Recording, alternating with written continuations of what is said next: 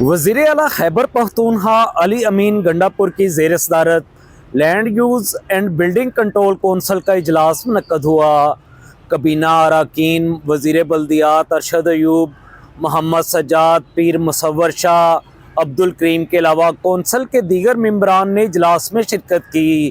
اجلاس میں مزید 7 اربن سٹیز کے کنسیپٹ ماسٹر پلانز کی منظوری دے دی گئی۔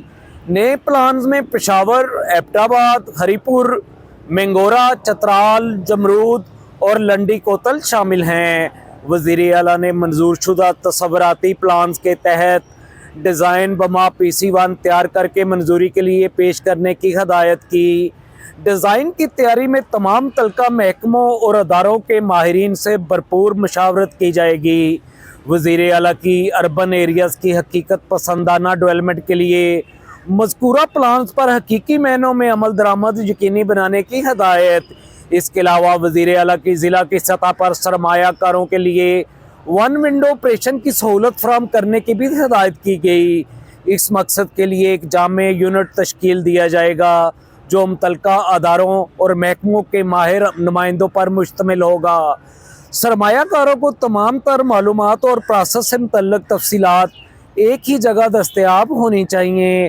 وزیر اعلیٰ نے واضح ڈائریکشن دے دی۔ وزیر اعلیٰ علی امین گنڈاپور نے کہا کہ as of doing business policy کے تحت غیر متعلقہ اور غیر ضروری مراحل ختم کیے جائیں۔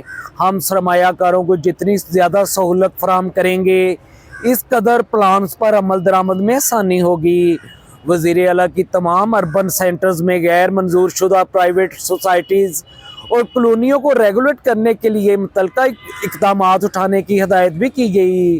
انہوں نے کہا کہ سب کو ایک بار NOC حاصل کرنے کی پیشکش کی جائے اور قانون کے مطابق NOC فراہم کیا جائے۔ سرکاری پراپرٹی سمیت پرائیویٹ کالونیوں اور سوسائٹیوں کی GIS میپنگ بھی کی جائے۔